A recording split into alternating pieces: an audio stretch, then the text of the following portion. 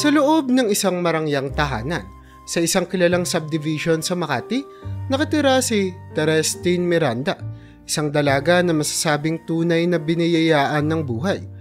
Siya ay maganda, matalino at likas na may angking yaman. Siya ang nag-iisang apo ng matandang bilyonaryo na si Don Federico Miranda, isang matagumpay na negosyante na umangat mula sa kahirapan hanggang sa tuktok ng tagumpay. Ang yaman ni Don Federico ay nagmula sa kanyang mga sakripisyo at sipag sa pagtatrabaho sa ibang bansa. Nang makamit niya ang kanyang unang ₱1,000,000, nagpasya siyang mag-invest sa iba't ibang mga kumpanya.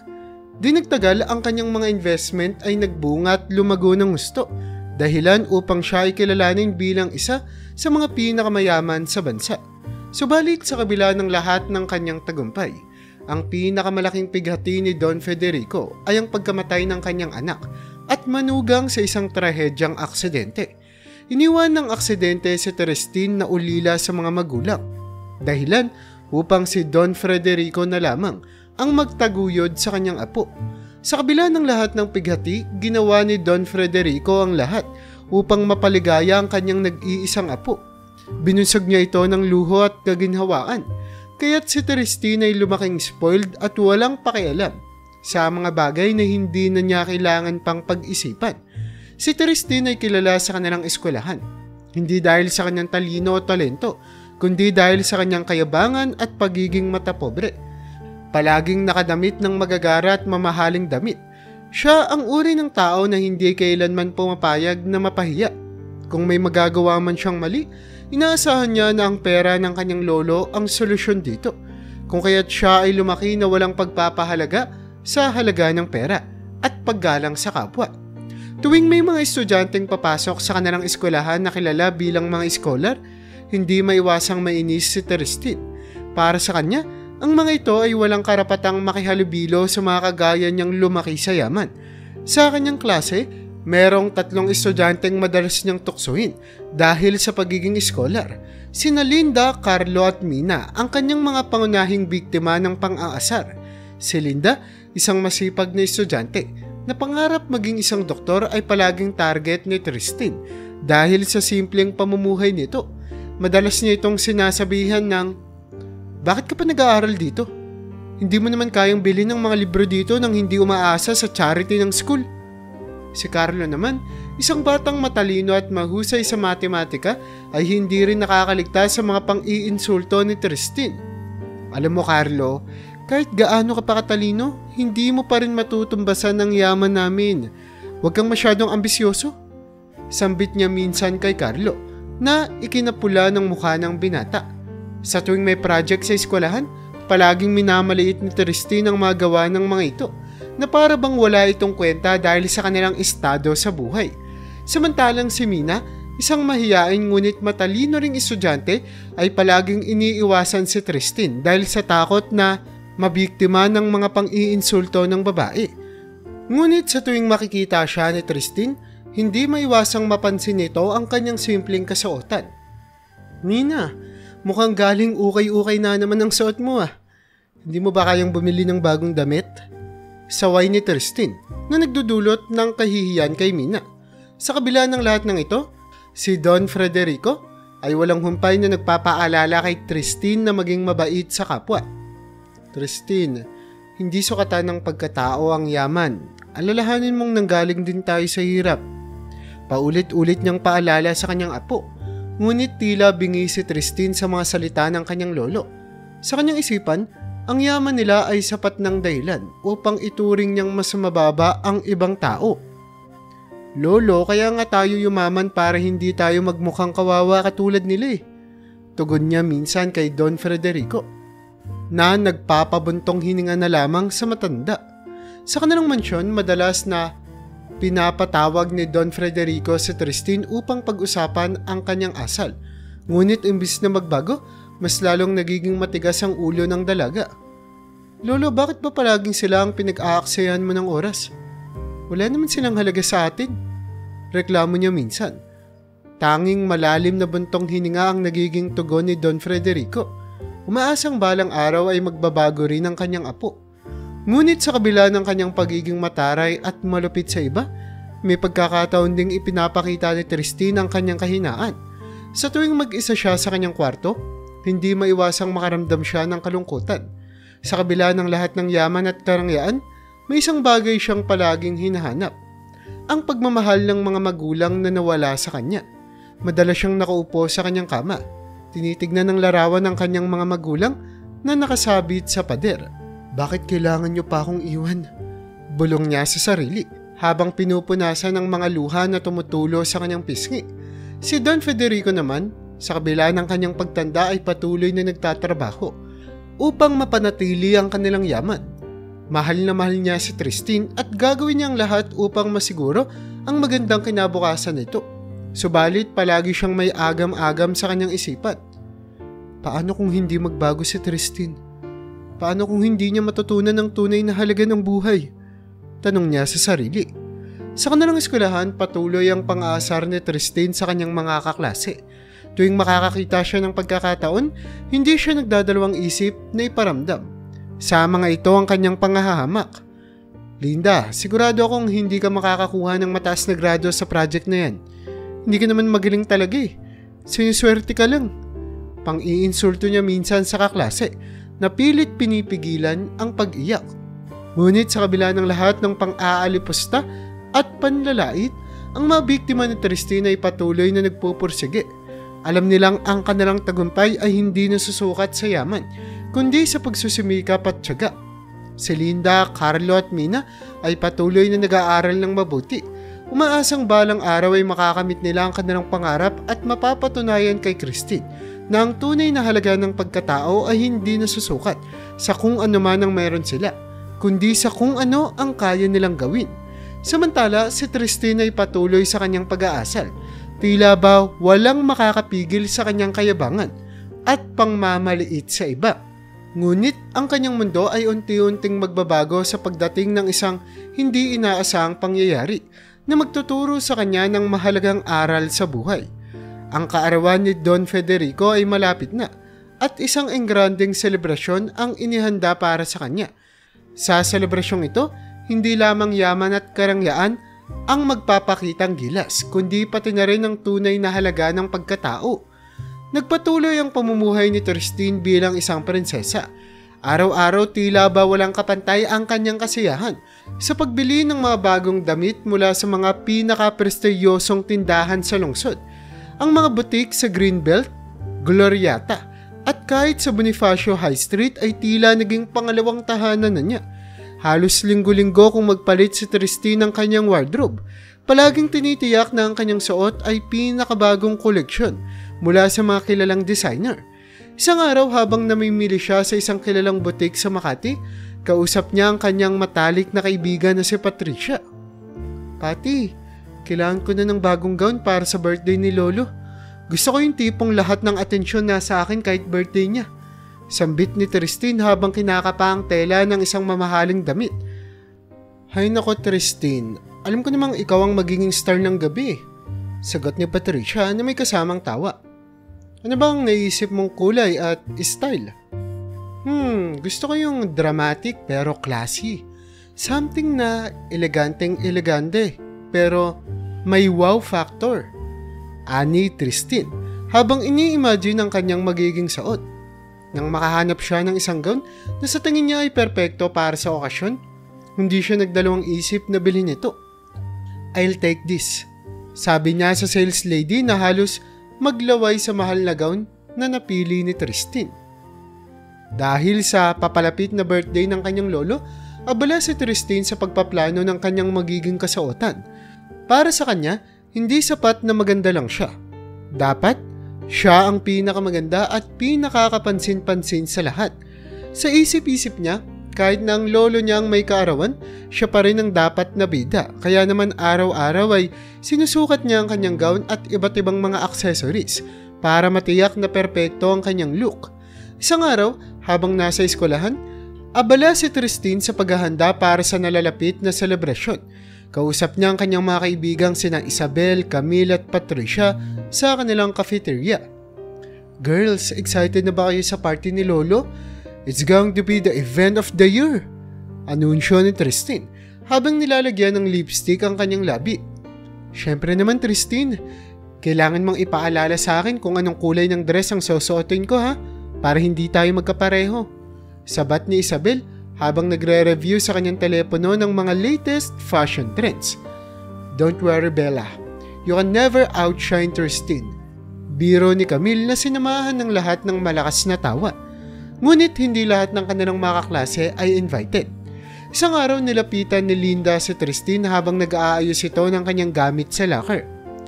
Tristin, narinig ko na may malaking party sa bahay niyo. Totoo ba? Tanong ni Linda nang may kaba. Ano naman sa tingin mo? Sagot ni Tristin na may kasama pang pagtaas ng kilay. Of course, it's going to be huge. And no, you're not invited, ha? Napalunok si Linda. Pero, Tristin, kaklase mo naman kami, siguro naman pwedeng... Bakit kita iimbitahin? Wala ka namang ambag sa party na to, tsaka ayoko makita ang mga cheap na damit mo sa party namin. Pasensya na, Linda, pero hindi ka bilong dun. Sabay talikod ni Tristin na nag-iwan kay Linda na halos mabalot ng kahihiyan at lungkot. Napansin nito ni na Carlo at Mina na parehong nadurog ang puso sa narinig. Tristin, hindi naman yata tama yan, sabi ni Carlo habang lumapit kay Linda upang damayan ito. Carlo, hindi mo ako dapat kinakausap. Baka kasi isipin ng iba naka-level kita. And besides, bakit ako makikinig sa isang scholarship kid na kagaya mo? Tugon ni Tristin na nagpapakitang lalo siyang nagiging malupit. Sa mga araw na nagdaan, patuloy ang mga pang-iinsulto at pangmamaliit ni Tristin sa mga kaklase niya na hindi niya ka-level. Tuwing magpa-practice ng kanilang presentation para sa isang subject, palaging pinupunan ni Tristin ang mga gawa ni Mina at Carlo. Seriously, Mina? Yan ang best mo?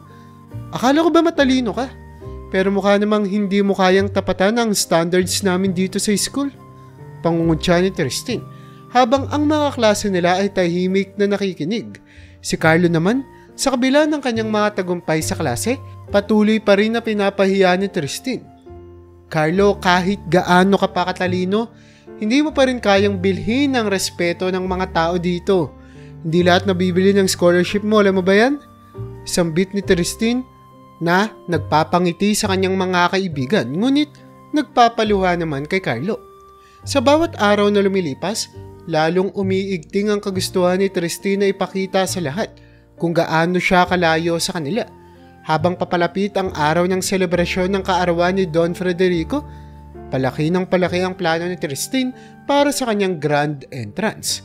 Isang araw habang pauwi na si Tristin mula sa eskwelahan, tinanong siya ni Patricia.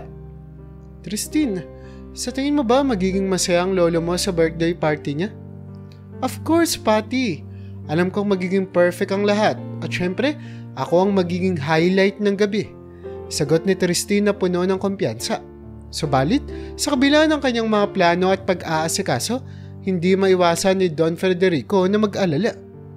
Tristin, anak, sigurado ka bang kailangan mo pang maging ganito kaingrande para sa kaarawan ko? Hindi naman mahalaga sa akin ang ganitong mga selebrasyon, sabi ni Don Federico habang magkasama silang kumakain ng hapunan. Lolo, importante ito. Gusto kong makita ng lahat kung gaano tayo kaklase at kaelegante. Kaya huwag kang mag-alala. Ako na ang bahala. Sagot ni Tristin habang humihigop ng sopas. Napailing na lamang si Don Federico. Alam niyang mahirap nang baguhin ang kaisipan ng kanyang apo. Ngunit sa kanyang puso, umaasa pa rin siya na balang araw ay matututo si Tristin ng tunay na halaga ng buhay. Hindi lang sa mga materyal na bagay, kundi pati na rin sa pagpapahalaga sa kapwa. Sa bawat araw na lumilipas, lalong umiigting ang pang-aalipusta ni Christine kina Carlo, Mina at higit sa lahat kay Linda. Balita sa eskwelahan na sa Linda ay posibleng maging top 1 sa kanilang buong year level. Bagay na lalong nagpainit sa ulo ni Tristin. Hindi niya matanggap na ang isang scholar, isang taong sa tingin niya ay walang kwenta ay maaaring manguna sa kanilang klase. Isang hapon habang naglalakad sa pasilyo ng kanilang eskwelahan, napansin ni Tristin si Linda na naglalakad mag-isa. Hawak ang mga libro. Linda, naririnig ko na posibleng ikaw ang maging top 1 this year. Talaga bang umaasa kang malalampasan mo ako? Sabi ni Tristin na may kasamang ngiti ng panunuya. Hindi ko naman iniisip na nakikipagkompetensya ako sa iyo, Christine. Sagot ni Linda, napilit na ngumiti. Gusto ko lang talagang mag-aral ng mabuti para sa pangarap ko. Basta wag kang masyadong ambisyosa ha. Pang-asar ni Christine habang iniwan si Linda na napayuko na lamang. Ngunit hindi sapat kay Christine ang simpleng pang-iinsulto. Nagdesisyon siyang gawing mas mahirap ang buhay ni Linda. Sa eskwelahan, binayaran niya ang ilan sa kanilang mga guro upang pahirapan si Linda. Isang gabi, kinausap niya si Mrs. Santiago, ang kanilang guro sa matematika. Mrs. Santiago, alam ko namang may utang ka sa akin. Bungad ni Christine habang naglalakad sila sa hallway. Oo, Christine, bakit mo na itanong? Tanong ni Mrs. Santiago, halatang kinakabahan. Mrs. Santiago, simple lang naman ang gusto ko. Gusto kong pahirapan mo si Linda sa mga exams at assignments. Ayoko makita siyang nangunguna sa klase. Utos ni Christine na may kasamang tingin ng pagbabanta. Ngumiti si Mrs. Santiago, halatang nag-aalangan ngunit sa huli ay sumang-ayon din. Sige Christine, gagawin ko ang lahat ng makakaya ko. Hindi nila alam ay naririnig pala ni Mina ang pag-uusap na iyon. Nakaupo siya sa gilid ng pasilyo. Nagbabasa ng libro nang marinig niya ang bawat salita. Bagaman mahiyain at takot sa gulo, alam niyang kailangan niyang isumbong ito kay Linda. Kinausap niya si Carlo tungkol dito. Carlo, may narinig akong masama. Si Christine at si Mrs. Santiago pinag-uusapan nila si Linda. Sabi ni Mina na halatang balisa. Anong sinabi nila? Tanong ni Carlo na agad na nag-alala. Binayaran ni Christine si Mrs. Santiago para pahirapan si Linda sa mga exams at assignments. Sagot ni Mina, halos mangiyak-ngiyak. Kinausap nila si Linda kinagabihan. Linda, may masamang balita kami. Sabi ni Carlo habang sila'y nagtitipon sa labas ng kanilang eskwelahan. Ano yun? Tanong ni Linda na halatang nag-aalala. Nalaman namin na binayaran ni Christine si Mrs. Santiago para pahirapan ka daw sa mga exams. Narinig ni Mina ang lahat. Paliwanag ni Carlo. Napalunok si Linda. Hindi makapaniwala sa kanyang narinig. Bakit niya gagawin yun? Wala naman akong ginagawang masama sa kanya. Sabi ni Linda na halos mangiyak-ngiyak na rin. Alam mong ayaw niyang may nauuna sa kanya, Linda. Kailangan natin gumawa ng paraan. Sabi ni Mina na nakaramdam ng tapang sa kabila ng kanyang pagiging mahiyain. Pagka-uwi ni Linda, agad niyang sinumbong ang nangyari sa kanyang pamilya. Mama, Papa, kailangan ko kayong makausap. Sabi niya habang naglalakad papasok ng kanilang tahanan. Ano yan anak? Tanong ng kanyang nanay, si Aling Teresa, habang nagluluto ng hapunan. Si Christine, binayaran niya ang guro namin para pahirapan ako. Hindi ko po alam kung ano ang gagawin ko. Sabi ni Linda habang nagsisimulang umiyak. Napatingin ang kanyang tatay, si Mang Rudy, mula sa binabasa nitong dyaryo. Anak, bakit hindi mo na lang pabayaan? Huwag mo na lang pansinin niyang si Christine. Alam mong ganyan talaga siya eh. Sabi ni Mang Rudy. Pilit na nagpapakalma sa anak. Pero Papa, hindi naman tama yun. Hindi ako makakapasa ng maayos kung patuloy akong papahirapan ng mga guru namin. Sagot ni Linda. Halos magmamakaawa na. Napabuntong hininga si Aling Teresa. Anak, minsan kailangan nating magtiis. Hindi lahat ng laban kailangan nating harapin ng agresibo. Ngunit narinig pala ng tito ni Linda, si Tito Ben, ang kanilang pag-uusap. Matagal nang alam ng kanyang tiyuhin na si Ben ang pang-aapi ni Christine sa kanyang pamangkin. At ngayon ay tila na puno na ang kanyang pasensya. Linda, hayaan mo, ako na ang bahala. Hindi pwedeng ganunin ka na lang ni Christine. Sabi ng kanyang tiyuhin habang inaalalayan ng kanyang pamangkin. Wag na po tito, baka lalo lang pong lumala ang sitwasyon. Sabi ni Linda na halatang takot na baka makasama pa ang gagawing aksyon ng kanyang tito. Anak, hindi tayo papayag na api-apihin ka na lang. Masyado nang malayo ang ginagawa ni Christine, sumusobra na siya. Kailangan niyang maturuan ng leksyon. Sagot ni Ben na puno ng determinasyon. Mula noon, lihim na nagplano si Ben kung papaano makakaganti kay Christine. Alam niyang hindi ito madali, ngunit determinado siyang protektahan ng kanyang pamangkin. Sinimulan niyang magmanman sa kilos ni Christine. Nagmamasid sa bawat galaw nito sa eskwelahan at maging sa labas.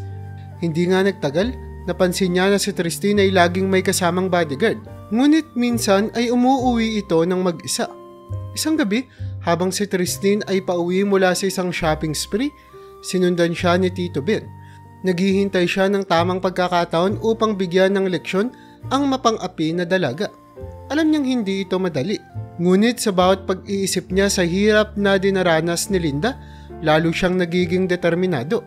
Samantala, si Tristin naman ay walang kamalay-malay sa paparating na pagsubok.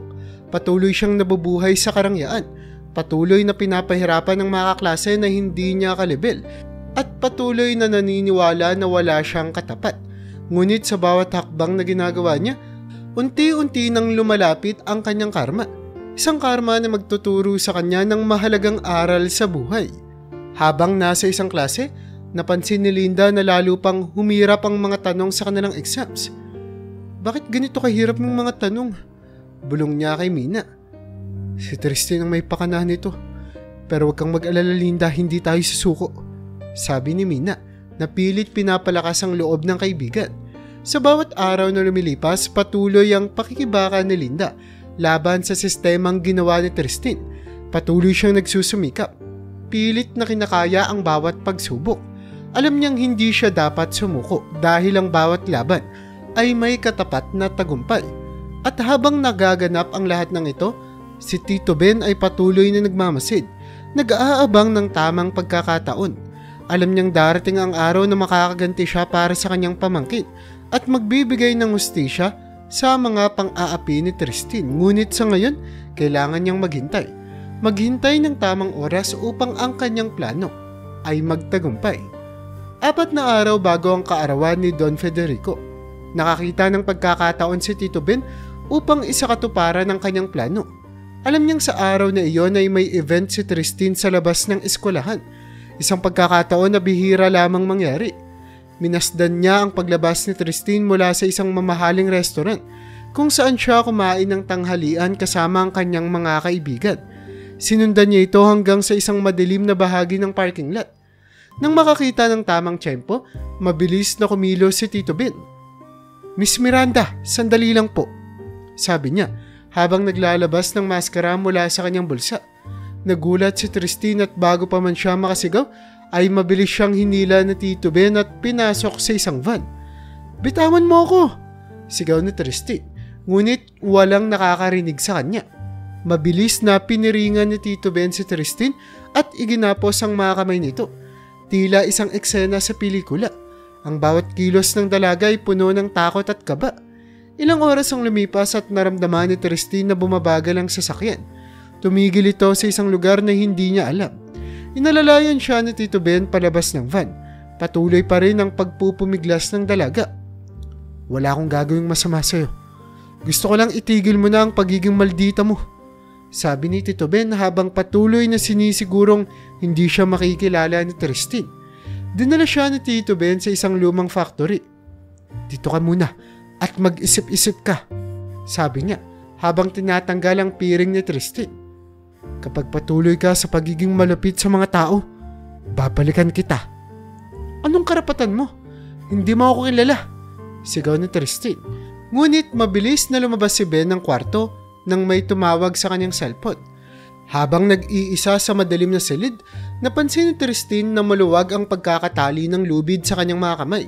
Matagal nang itinuro ng kanyang lolo kung papaano makakatakas kung sakaling siya ay makidnap.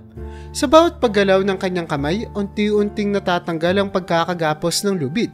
Sa wakas, nagawa niyang makawala at mabilis na hinanap ang pinakamalapit na bintana. Kahit nahirapan si Tristin na buksan ang pintana ng factory, nagawa niyang makalabas. Kailangan kong makalayo dito, bulong niya sa sarili habang patuloy na kumakabog ang kanyang dibdib. Tumakbo siya ng tumakbo. Hindi alintana ang dumi at putik na sumisira sa kanyang mamahaling damit. Habang nagtatago siya sa isang sulok ng eskinita, napagtanto niya na wala siyang anumang dala. Kinuha ng kanyang kidnapper ang kanyang cellphone at bag.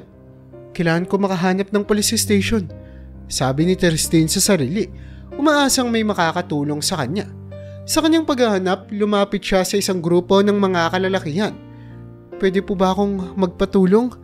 Kinidnap ako at kailangan kong Kailangan kong makapagsumbong sa mga pulis, sabi ni Tristin na halatang desperado.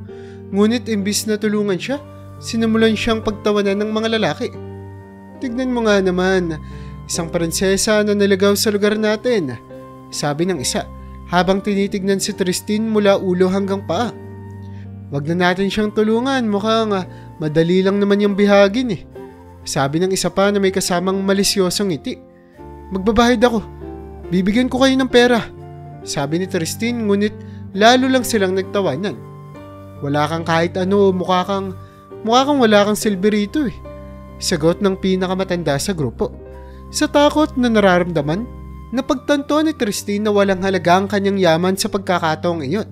Napapaligiran siya ng mga taong may masasamang balak. Ang kanyang puso ay kumakabog ng gusto habang iniisip kung ano ang kanilang gagawin sa kanya. Ngunit bago pa man makagalaw ang mga lalaki, isang grupo ng mga batang dumating. Tama na, bitawan niyo siya, sigaw ng isa sa mga kabinataan habang hinahagisan ng mga bato ang mga lalaki. Anong ginagawa niyo rito, mga kutong lupa? Sagot ng isa sa mga lalaki. Ngunit dahil sa gulo, nagkaroon ng pagkakataon si Tristin na makatakas. Hinatak siya ng mga binata palayo sa mga lalaki. Dinala sa masikip na iskinita na tila ba sanay na silang magtaguan. Huwag kang mag-alala, ligtas ka na, sabi ng pinuno ng mga kabinataan na si Junjun. Dito ka muna sa amin.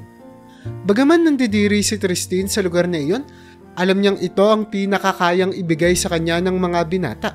Pinasok nila si Tristin sa ilalim ng tulay, kung saan sila nagtatago tuwing gabi.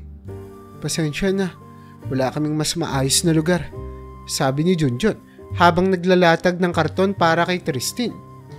Naintindihan ko. Salamat sa pagtulong, sagot ng dalaga, halatang pagod at natatakot pa rin. Habang nakahiga sa ilalim ng tulay, napagtanto ni Tristin kung gaano kahalaga ang simpleng kabutihan ng loob. Sa kabila ng kanyang kayabangan at pagmamaldita, naroon ang mga kabinataan at mga bata na walang hinihinging kapalit kundi ang kanyang kaligtasan. Bakit niyo ako tinulungan? Tanong niya kay Junjun. Hindi naman lahat ng tao masama at saka kahit palaboy kami, alam namin ang tamang gawin, sagot ni Junjun na may kasamang ngiti. Sa gabing iyon, bagaman hindi komportable, nahanap ni Tristin ng kaunting kapayapaan. Maraming salamat, sabi niya sa mga bata bago ipinikit ang kanyang mga mata. Sa ilalim ng tulay, sa simpleng pamumuhay ng mga palaboy, natutunan ni Tristin ang isang mahalagang aral sa buhay.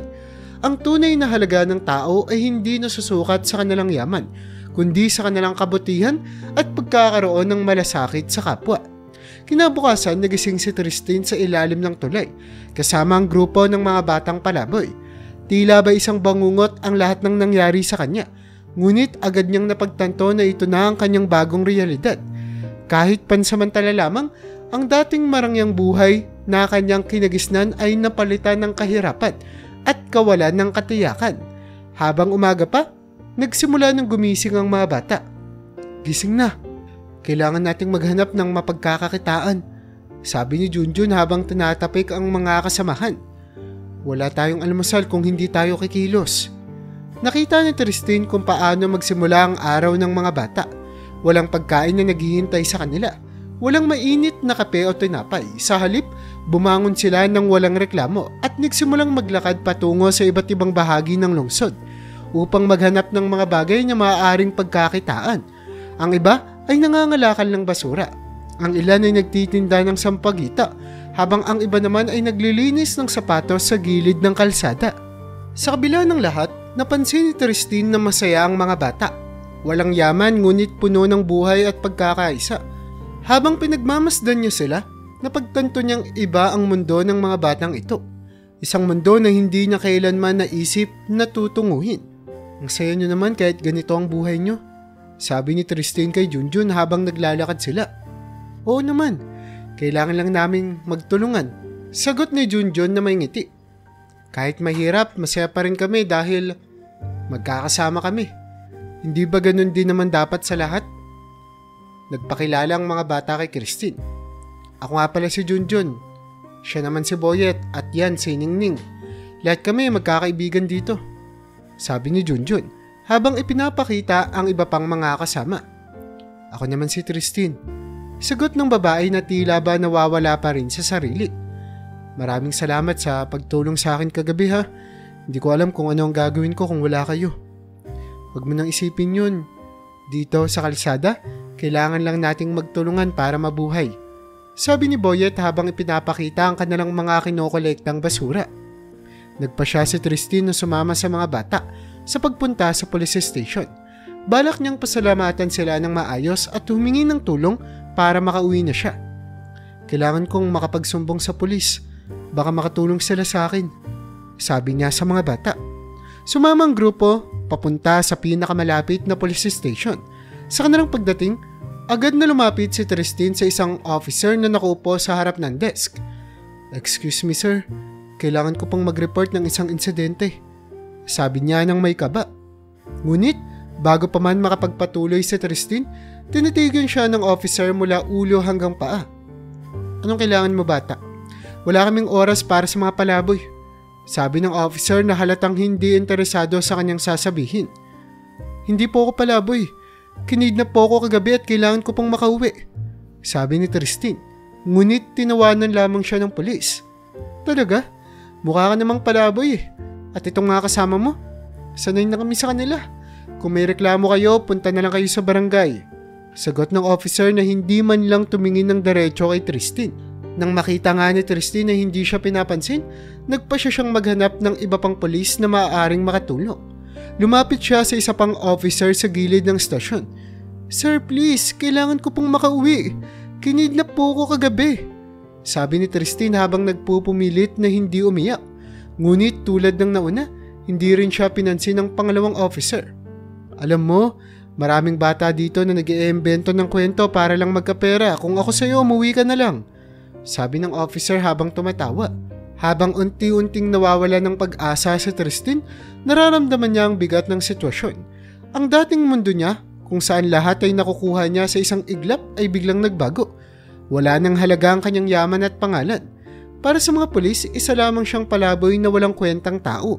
Sa pagkakadismaya, bumalik si Tristin kasama ang mga bata sa ilalim ng tulay. Doon nagkaroon siya ng pagkakataon na pag-isipan ng lahat ng nangyari. Hindi ko akalain na ganito pala ang pakiramdam ng hindi pinapansin. Sabi ni Tristin habang kausap si Junjun. Sanay na kami dyan. Sa totoo lang, bihira kaming pakinggan ng mga pulis o kahit na sino pa man. Para sa kanila, walang halaga ang buhay namin. Sagot ni Junjun habang nag-aayos ng kanilang higaan. Doon na pagtanto ni Tristin kung gaano kababa ang tingin ng ibang tao sa mga taong walang-wala. Ngayon ko lang naintindihan kung gaano kahirap ang buhay niyo. Patawad kung minsan ay naging malupit din ako sa iba. Sabi niya, halos mangiyak-ngiyak. Naiintindihan namin. Ang mahalaga, natutunan mo ang leksyon. Hindi lahat ng tao ay nabibigyan ng pagkakataong magbago. Sagot ni Junjun na may kasamang ngiti. Sa gabi ngayon, natulog si Tristin na puno ng bagong pag-asa at pangunawa sa buhay. Ang bawat karanasan niya kasama ang mga batang palaboy ay nagturo sa kanya ng mga mahahalagang aral na hindi niya matututunan sa kanyang marangyang buhay. Sa bawat araw na lumilipas, unti-unting nagbabago ang kanyang pananaw sa mundo at nagiging mas malapit siya sa tunay na kahulugan ng pagkatao. Gustuhin man ni Tristin na pumunta sa barangay upang humingi ng tulong, alam niyang posibleng hindi rin siya pansinin ng mga ito. Sa kanyang kasuotan at itsura, madalas siyang mapagkamalan bilang isa lamang sa mga palaboy. Kaya't nanatili muna siya sa ilalim ng tulay, kasama ang mga bata. Patuloy na umaasang darating ang tamang pagkakataon upang makabalik sa kanyang lolo. Isang gabi habang nag-uusap-usap ang mga bata tungkol sa kanilang mga karanasan sa kalsada, biglang may sumugod na grupo ng matatandang palaboy. Lumayas kayo rito! Hindi ito lugar para sa mga bata! Sigaw ng isang matanda habang tinutulak si Junjun. Umalis na kayo! Hindi nyo alam ang pinapasok nyo! Sabi ng isa pang matanda na may hawak na basag na bote. Kami ang may karapatan dito. Nagkaroon ng pagtatalo at tulakan. Hindi kami alis dito. Dito kami nakatira. Sagot ni Junjun na pilit ipinagtatanggol ang kanyang maliit na sulok sa ilalim ng tulay. Ngunit sa kasagsagan ng kaguluhan, aksidenteng natamaan ng basag na bote ang kamay ni Junjun. Nagdulot ito ng malalim na sugat. Aray! Sigaw ni Junjun habang bumabagsak ang dugong mula sa kanyang sugat. Nasugatan ako! Nang makita ito ni Tristin, agad siyang nagdesisyon. Kailangan nating dalhin si Junjun sa hospital, sabi niya habang hinahawakan ng sugatang kamay ng bata. Pero wala tayong pera, sabi ni Ningning na halatang nag-aalala rin. Alam ni Tristin na hindi sila tatanggapin sa hospital kung wala silang pambayad, kaya't nagpasya siyang lakarin na lamang ang papunta sa kanilang bahay. Huwag kayong mag-alala, ako na ang bahala. Kailangan lang nating makarating sa bahay namin, sabi ni Tristin na puno ng determinasyon. Kahit malayo at delikado ang kanilang lakaran sa gitna ng gabi, sinimulan nila ang kanilang paglalakbay. Dala ang sugatang si Junjun, tinaak nila ang mga iskinita at madidilim na kalsada. Bawat hakbang ay puno ng kaba at pag-aalala. Ngunit alam ni Tristin na wala silang ibang pagpipilian. Matagal ang kanilang paglalakbay.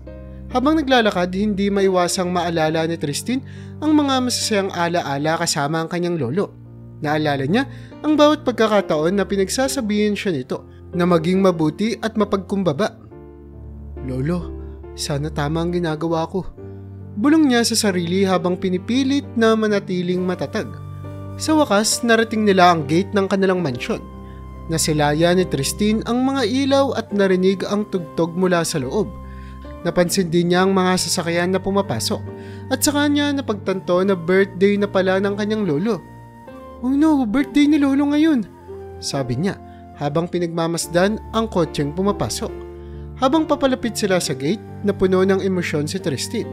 Halos hindi siya makapaniwala na sa gitna ng kanilang pakikipagsapalaran, narating niya ang kanilang tahanan sa mismong araw ng mahalagang okasyon ng kanyang lolo. Naramdaman niya ang init ng mga luha sa kanyang pisngi. Hindi dahil sa takot o pagod, kundi dahil sa tuwa at pag-asa na malapit na siyang makabalik sa kanyang pamilya. Junjun, konti na lang.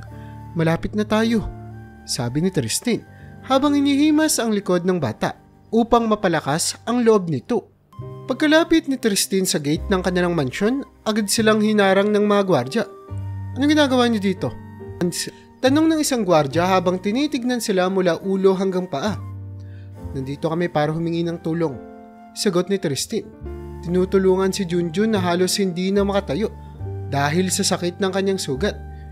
Hindi kayo pwedeng pumasok dito, alis, sabi ng isa pang gwardya na halatang inis. Di niyo ba ako nakikilala? Ako si Tristin Miranda, sigaw niya. Ngunit tinawanan lamang siya ng mga gwardya. Tristin Miranda, seryoso ka ba? Tingnan mo nga ang itsura mo. Hindi ka pwedeng maging si Tristin, sagot ng unang gwardya. Lumayas na kayo bago pa namin kayo kaladkarin. Labis na nag-aalala si Tristin para kay Junjun. Kailangan nga naming makapasok. Sugatan ng kaibigan ko, kailangan namin ng tulong. Pilit niyang sigaw habang pinipilit na makapasok sa gate. Naku, drama mo pa. Lumayas na kayo, sigaw ng gwardya habang pinipigilan sila. Ngunit dahil sa desperasyon, nagawa ni Tristin na makapasok ng ilang metro. Nang makita ng mga gwardya na pilit pa rin silang pumapasok, isa sa kanila ang nakipagbuno kay Tristin, dahilan upang sila'y mabuwal sa lupa. Tigilan niyo yan! Ayaw namin gumamit ng dahas, sabi ng gwardya habang pinipigilan ng babae. Please, hayaan niyo akong makapasok. Kailangan namin ng tulong, sigaw ni Tristin. Halos mangiyak-ngiyak na sa sitwasyon. Ngunit sa halip na tulungan, lalo lang silang pinigilan ng mga gwardya. Habang nagkakagulo, narinig ni Don Federico ang mga sigawan mula sa loob ng bahay. Agad siyang lumabas upang alamin kung ano ang nangyayari. Anong kaguluhan to? Tanong niya habang papalapit sa gate. Nakita niya ang isang gusgusing babae na nagpupumilit pumasok habang pilit na pinipigilan ng mga gwardya. Sino ba yan at bakit niyo pinipigilan? Tanong ni Don Federico. Nagtataka sa nangyayari. Lolo, ako to, si Tristin, sigaw ni Tristin nang makita ang kanyang lolo. Napahinto si Don Federico. Tinitignan ang gusgusing babae sa kanyang harapan. Tristin, ikaw ba talaga yan? Tanong niya habang papalapit. Opo lolo, ako nga po ito. Kailangan po namin ng tulong, nasugatan po si Junjun, kaibigan ko. Paliwanag ni Tristin habang pinipilit na itayo si Junjun. Agad na lumapit si Don Federico at tinignan ang sugat ni Junjun. Diyos ko, kailangan nating dali ng batang to sa ospital, sabi niya habang tinawag ang kanyang mga tauhan. Dalhin niyo agad ang batang ito sa loob at tumawag ng doktor. Habang inaalalayan ng mga tauhan ni Don Federico si Junjun, humarap siya kay Tristin. "Ano nangyari sa'yo, Apo? Bakit ka nagkaganyan?" tanong niya habang yakap si Tristin. Habang papasok sila sa loob ng mansyon, ikiniwento ni Tristin ang lahat ng nangyari, mula sa pagkakadukod sa kanya, ang pagtakas niya, hanggang sa pagkatagpo niya sa mga batang palaboy at kung paano sila tumulong sa kanya. "Lolo, maraming salamat po sa pagligtas sa amin. Kailangan po talaga namin ng tulong sabi niya habang humihikbi. "Shh, tahan na, Apo. Nandito na ako. Lahat ay aayusin natin," sabi ni Don Federico habang pinapakalma si Tristin. "Pero tandaan mo, ang mahalaga ngayon ay ligtas ka. Ang mga karanasan mo ay magtuturo sa iyo ng maraming mga bagay. At ako, nandito lang naman ako para gabayan ka." Habang tinutulungan si Junjun at inaasikaso si Tristin, unti-unting napagtanto ni Don Federico ang malaking pagbabago sa kanyang apo. Nakita niya ang pagiging mapagkumbaba nito at ang kanyang pagnanais na tumulong sa kapwa. Mula sa pagsabi nito na idamay ang mga batang palaboy sa tulong, ay napagtanto nito na hindi na selfish ang kanyang apo. Alam niyang sa kabila ng lahat ng nangyari, nagkaroon ng malalim na pagkatuto si Tristin. Isang aral na magpapabago sa kanyang pananaw sa buhay at sa mga tao sa paligid niya. Habang nakatingin si Tristin sa kanyang lolo, naramdaman niya ang isang malalim na pag-ibig at pasasalamat. "Lolo, maraming salamat po sa lahat.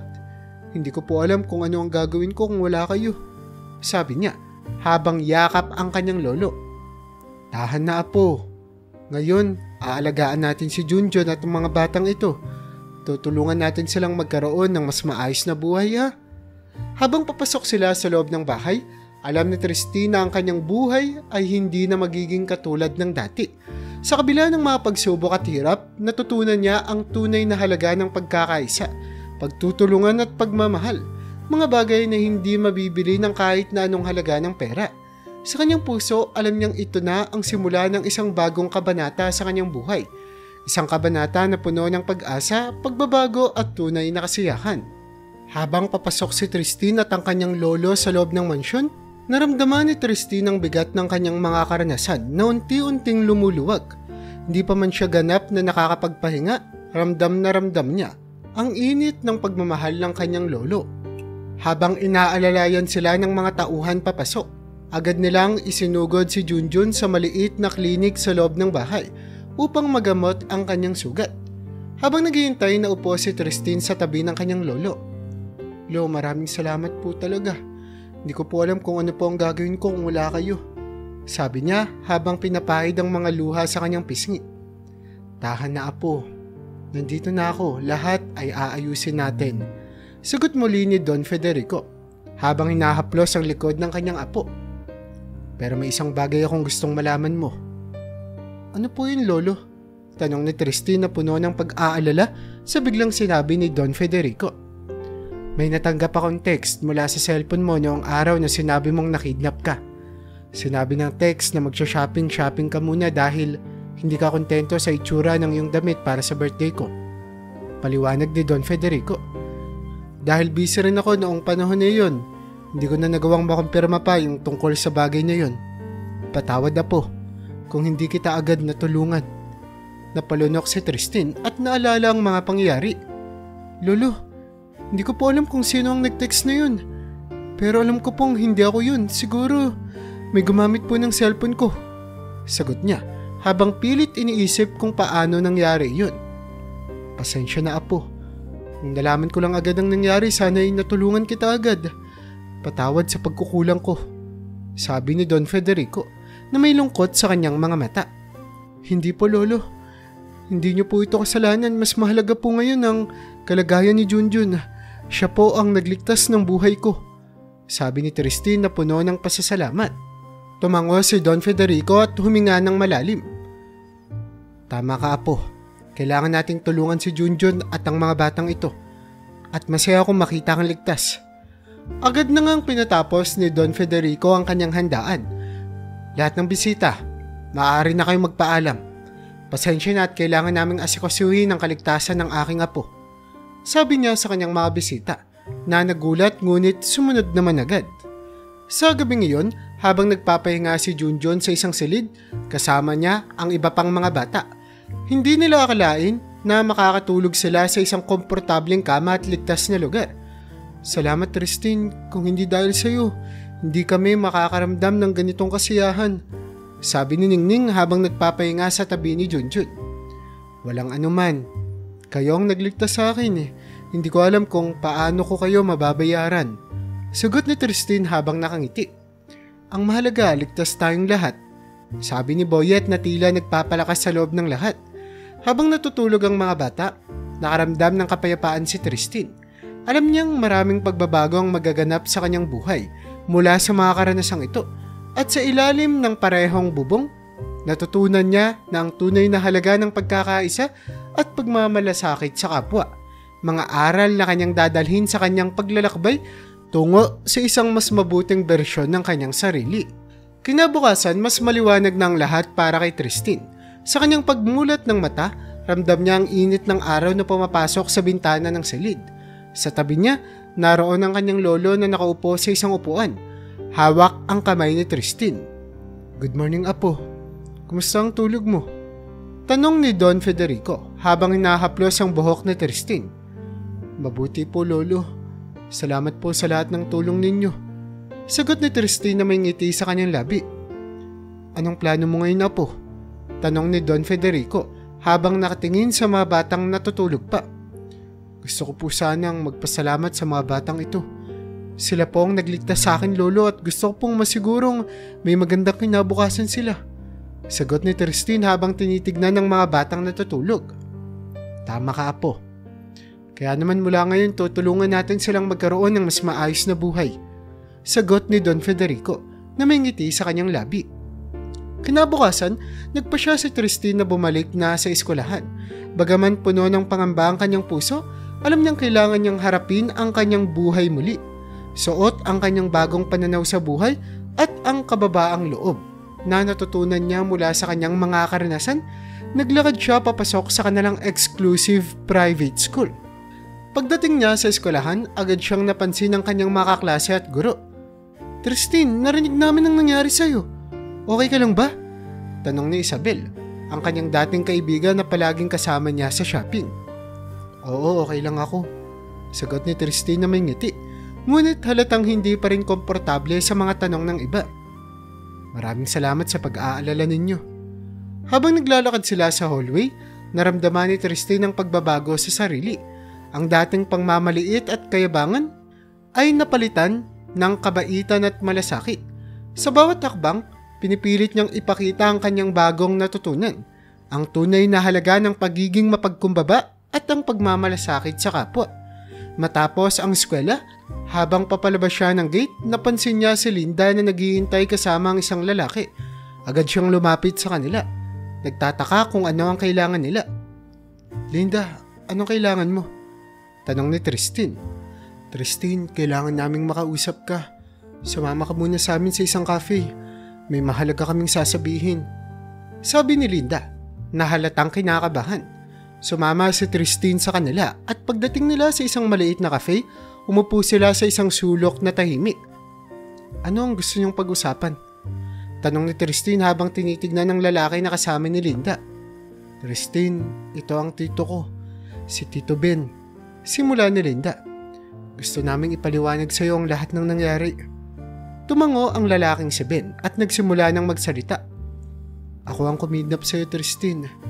Ginawa ko yun dahil sa galit ko sa pang-aapi mo kay Linda at sa iba pa niyang mga kaklase.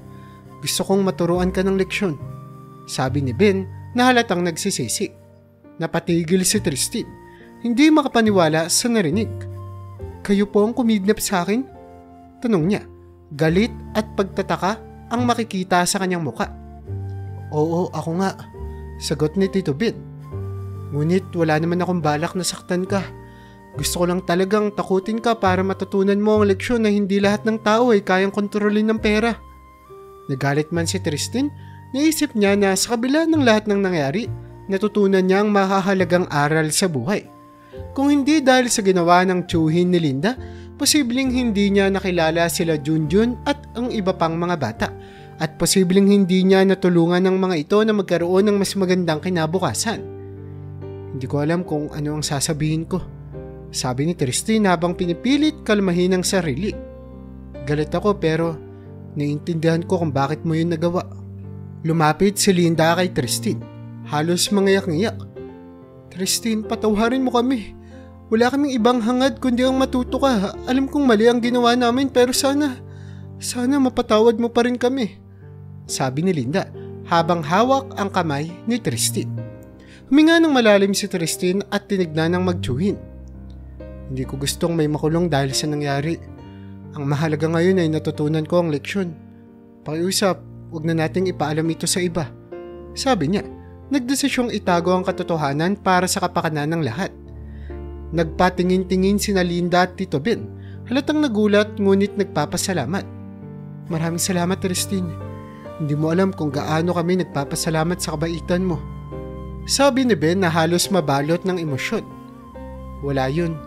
Ang mahalaga ay natutunan natin ang ating mga leksyon at ngayon kailangan nating magsimula muli ng may bagong pananaw at pagkakaibigan, sagot ni Tristin na may ngiti sa kanyang labi habang umiinom sila ng kape na puno ng pag-asa ang kanilang mga puso. Ang dating pagkamuhi at galit ay napalitan ng pangunawa at pagpapatawad. Sa ilalim ng maliit na cafe na iyon, nagsimula silang mag-usap tungkol sa mga bagay na magpapabuti sa kanilang buhay at kung paano sila makakatulong sa isa't isa. Si Linda, halos mangiyak-ngiyak pa rin ay nagpapasalamat muli kay Tristin. Tristin, hindi ko alam kung papaano kita mapapasalamatan. Ang lahat ng ito ay malaking bagay para sa amin, sabi ni Linda habang humahawak sa kamay ni Tristin. Tahan na, Linda. Hindi mo naman kailangang magpasalamat. Ang mahalaga ay nagkakaintindihan tayo, sagot ni Tristin habang tinatapik ang kamay ni Linda. Kinabukasan muling bumalik si Tristin sa eskwelahan. Ngunit sa pagkakataong ito, dala niya ang isang bagong pananaw. Nakita ng kanyang mga kaklase ang malaking pagbabago sa kanya. Ang dating malupit at mayabang na Tristin ay napalitan ng isang mapagkumbaba at mapagmalasakit na tao. Ang kanyang bawat hakbang, nararamdaman niya ang suporta ng kanyang mga kaibigan at pamilya. Alam niyang hindi magiging madali ang pagbabago, ngunit sa tulong ng mga taong nagmamalasakit sa kanya, alam niyang magagawa niya ito. Naging masaya ang mga sumunod na araw para kay Tristin at ang kanyang mga bagong kaibigan.